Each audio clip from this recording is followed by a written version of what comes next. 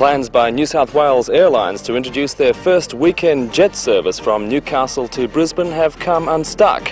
Just days before they take off, they've been told the flight is in breach of air safety regulations. For all the news, join us tonight at 6.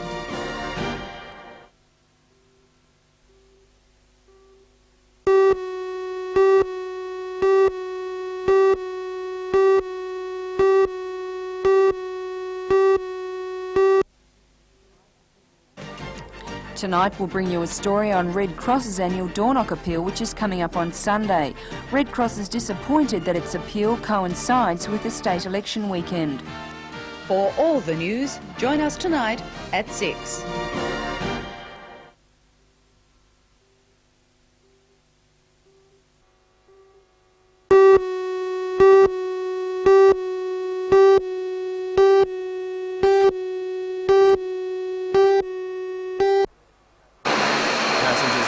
This flight to the Gold Coast today were to be the last to fly there by Fokker Friendship. Air New South Wales had scheduled an F-28 jet to take over the run from Sunday morning, but the plan has been dropped. The reason is that this control tower is empty on Sunday mornings, and the Department of Transport and Communications strictly forbids jet aircraft to operate without a control tower. Strangely enough, that rule doesn't apply to prop-driven Friendships, and it doesn't apply to jets at all airports. But rules are rules. The Air Force staffs the tower from 7 to 10 on weekdays, but they don't start work on Sunday until 3:30 in the afternoon, which is far too late for Air New South Wales. My understanding is that if the airline wishes to operate outside those particular hours, then either they need to get a dispensation from the Department of Transport to operate the particular type of aircraft unrestricted, or they would need the Department of Transport to approach the Department of Defence with the suggestion that we be asked to look at changing our hours of operation as far as the airfield is concerned. The Department of Transport has declined to comment on the situation. Air New South Wales won't say how many passengers are booked on the Sunday flight, but the F-28 carries up to 60. They'll travel by Fokker to Coffs Harbour, linking up with a jet that can fly them to Coolangatta. 2 other jet flights scheduled to start at Williamtown during the week are unaffected.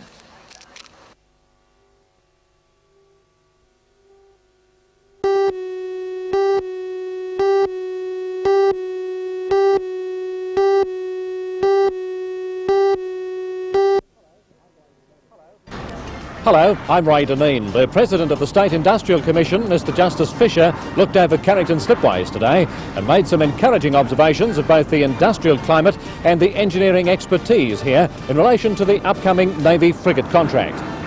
For all the news, join us tonight at 6.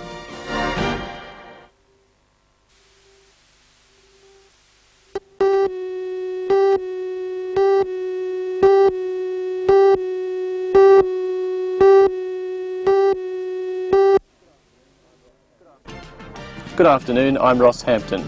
In tonight's news, a report on a major field day for horticulturalists on the Central Coast. Hundreds of growers turned out to inspect the latest in farm machinery, discuss growing techniques and view the latest in vegetable varieties. For all the news, join us tonight at 6.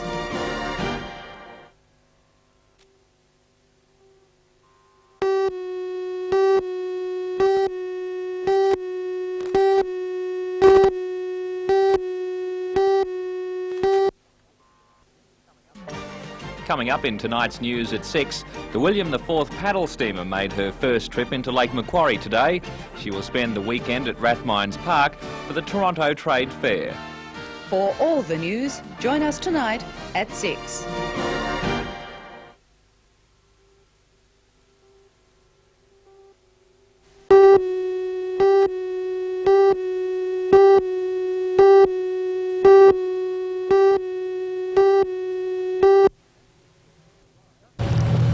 Justice Fisher arrived in true maritime style after a trip up the Hunter River aboard the Newcastle pilot cutter to be welcomed ashore by Carrington Slipways executives. The shipyard is a major partner in Australian warship systems, along with ANI, AWA, McConnell Dowell of New Zealand and Royal Shelter of Holland. AWS is one of the 2 remaining consortiums in contention for the frigate contract, to be decided by June 1989. The other bidder is based at Williamstown in Victoria. Justice Fisher took in workshop operations and the painting of the Collaroy, a new ocean-going Sydney ferry due for launching in mid-April. But with industrial relations always on his mind, the President insisted on meeting 4 rank-and-file elected members of a joint management worker committee, which meets fortnightly to deal with any conflict. Former Navy bomb disposal officer, who once crewed a Corvette minesweeper, Justice Fisher took particular interest in the building of the 3rd fiberglass mine hunter. The Commission President says an important ingredient in the final decision of the frigate contractor will be industrial relations, and we are well placed. I think your industrial relations climate has vastly improved over the last few years, and I think that there is a perception in Newcastle and the Hunter that we have to do a bit better than we used to do, particularly in areas like multi-skilling, burying, one hopes, demarcation disputes, such as they've done out here, by the way, very successfully.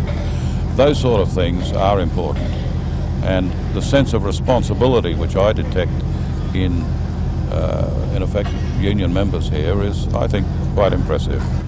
While engineering isn't his field, Justice Fisher was still quite impressed with the technical know-how demonstrated to him today. Well, I think you've got a great nucleus. You obviously need further development, and I'm quite sure that there is planning in hand for that. But it's a great nucleus, it's a great site, and it's got plenty of room. And everything on it is modern. So I'm impressed.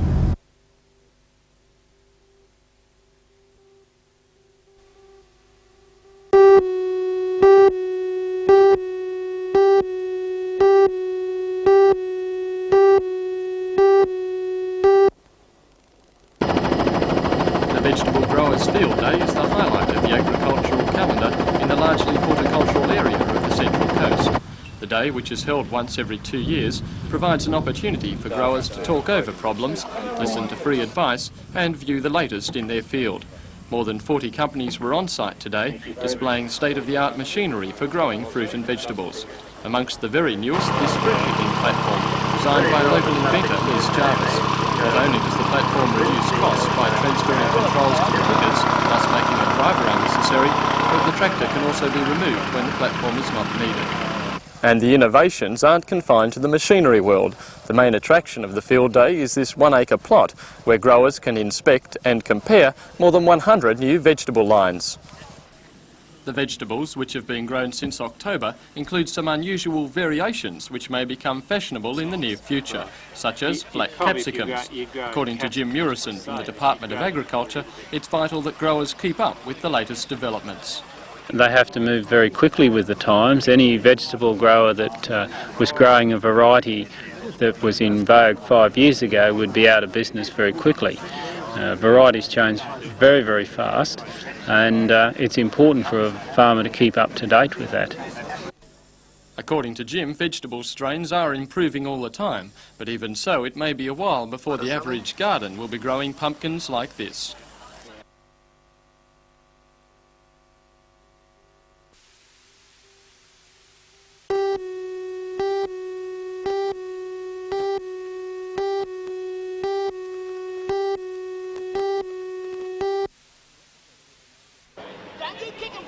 The get-together was in aid of local trainer Gary Rafter, who is fighting a 1-year disqualification from the AJC after his horse Chock Daly was found to have been doped with the illegal drug elephant juice. Close to home and Duffy throwing everything at it, and Chock Daly got there.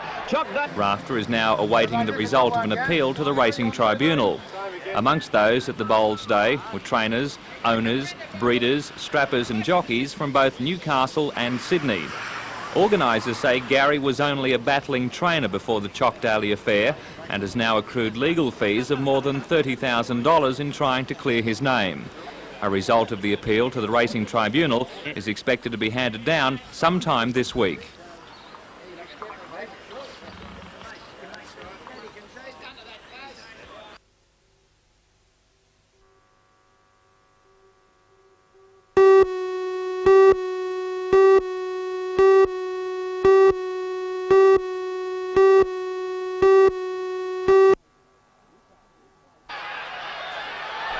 Newcastle's play today clicked as it did when they beat Manly in the pre-season Challenge Cup.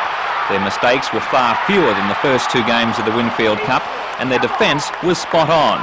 The crowd of 24,000 erupted when Glenn Frendo scored Newcastle's first try.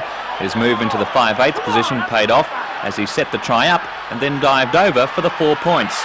Balmain scored 2 tries in the first half, including this one by Scott Gale. At that stage, it looked as though Balmain was starting to get on top, but the Knights' ferocious defence stood firm. Balmain led 12-8 at half-time. Early in the second half, Glenn Miller kicked and regathered the ball. He passed it on to Hanrahan, who gave it to Kemp, who scored the try. The Knights put on another blinder of a try when Sam Stewart towed through after a Knights bomb. Tony Townsend won the race to the ball to score Newcastle's match-winning try.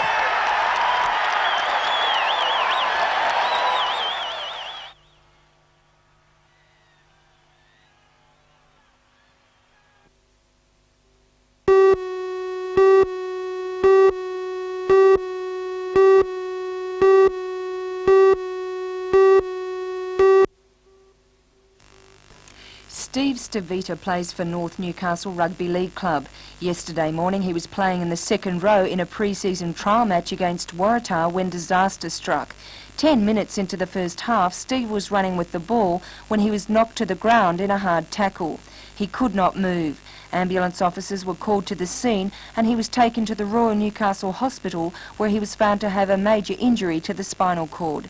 Late yesterday afternoon he was transported by Westpac helicopter to the Royal North Shore Spinal Unit. His condition is described as serious and he was operated on last night.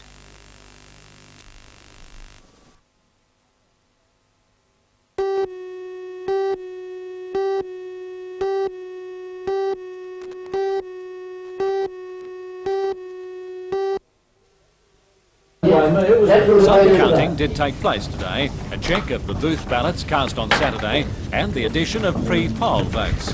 These are so few that they will not enable any conclusive result to emerge. Sitting members Stan Neely in Cessnock, Richard Face in Charlestown and Alan Walsh in Maitland must wait to see how preferences, if offered, are distributed. Independent George Keegan in Newcastle must also wait to see if his confidence is justified, and the Port Stephens contest is between Liberal Bob Scott and Labour's Bob Martin. Newcastle returning officer Darryl Smith says there's no way of knowing yet which way the count there will go. We have completed the second scrutiny on the booths, the ordinary voter from last Saturday. Now, following on that will be the postal votes. They'll be coming in the next week. And tomorrow we should receive all the absence from the rest of the state. Now they're the things that are going to take the time to prepare to get ready to admit to the scrutiny, and the statutory time would be next Wednesday. If Newcastle goes to preferences, Wednesday week would be the first time before we could spread the preference.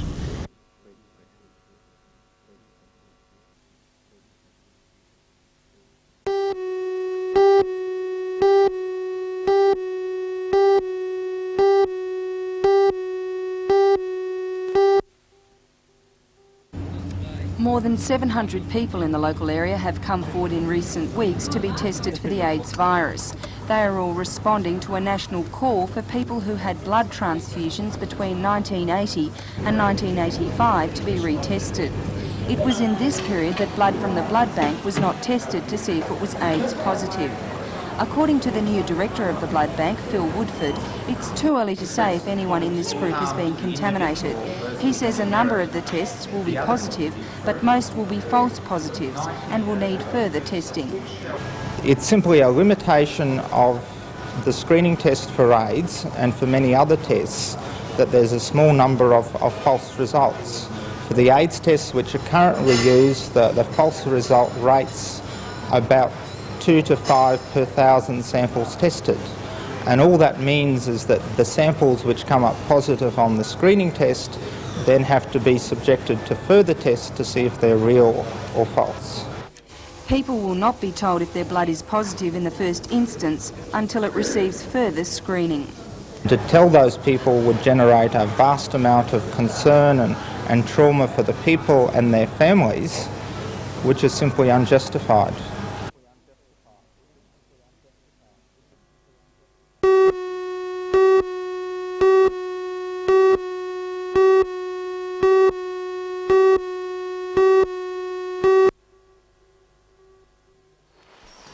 The New South Wales Dressage Championships at Lochinvar demonstrate the growth of this demanding and challenging sport. In just one decade, Australian dressage riders have come from virtually nowhere to the brink of Olympic recognition.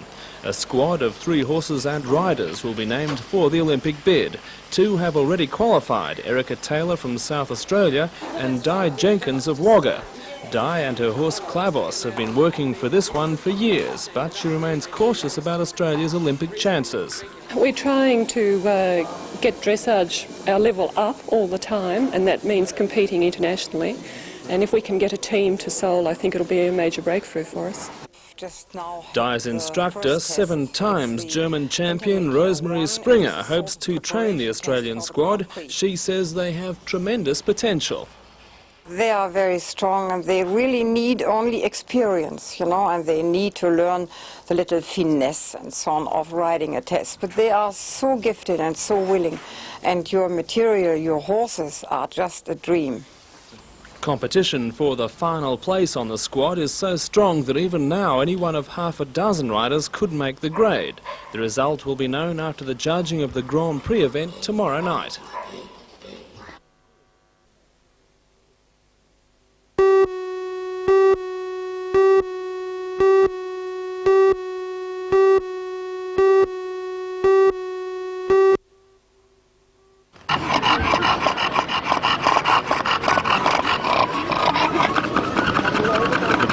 Came in all shapes and sizes, but with 2 things in common. They were groomed till they shone and under strict orders to behave impeccably.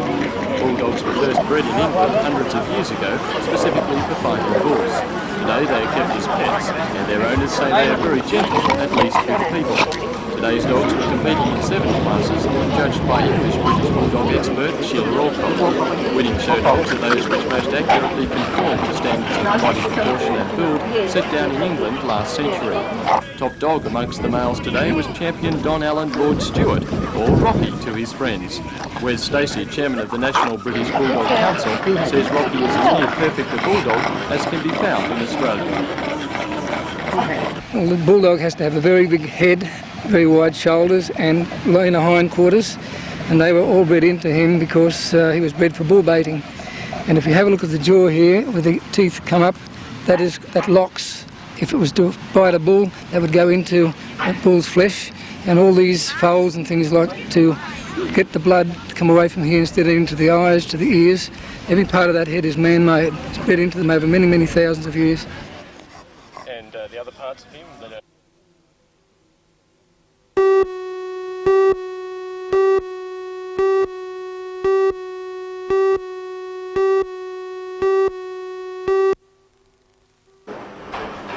General Manager Peter Masters confirmed the takeover this evening.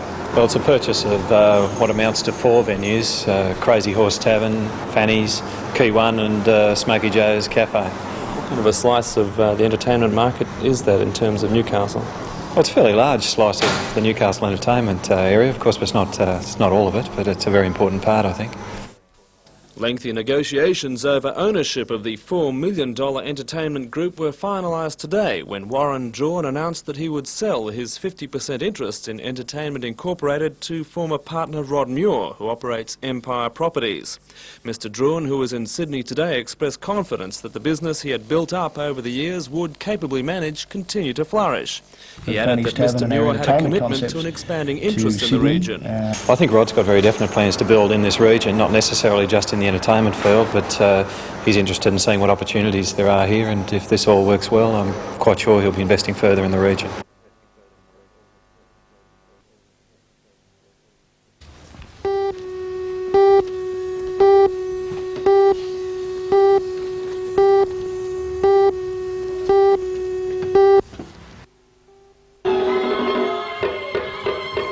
In South Africa, Amandla means power, and last night's concert at the Newcastle Workers' Club had plenty of it. It's the first time the cultural ensemble of the African National Congress has toured Australia, spreading the message against apartheid.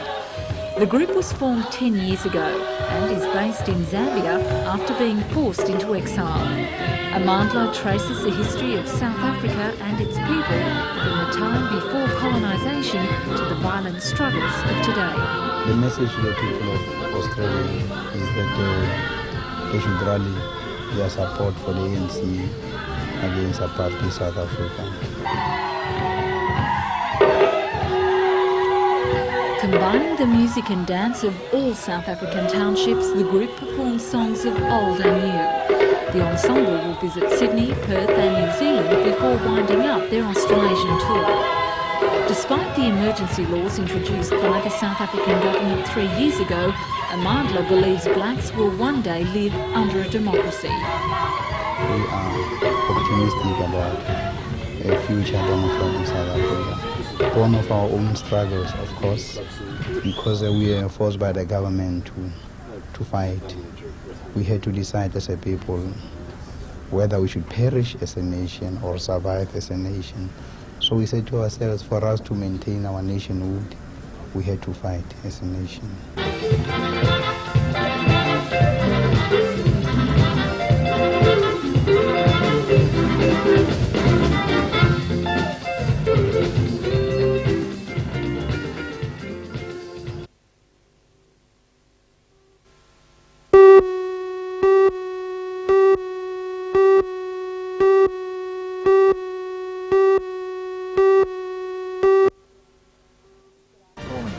Good afternoon, I'm Helen Hughes. In tonight's news, a report on an important stage in a breast cancer screening program at the Mater Hospital. Behind me, a new piece of high-tech equipment is being unpacked for use in the screening project. For all the news, join us tonight at 6.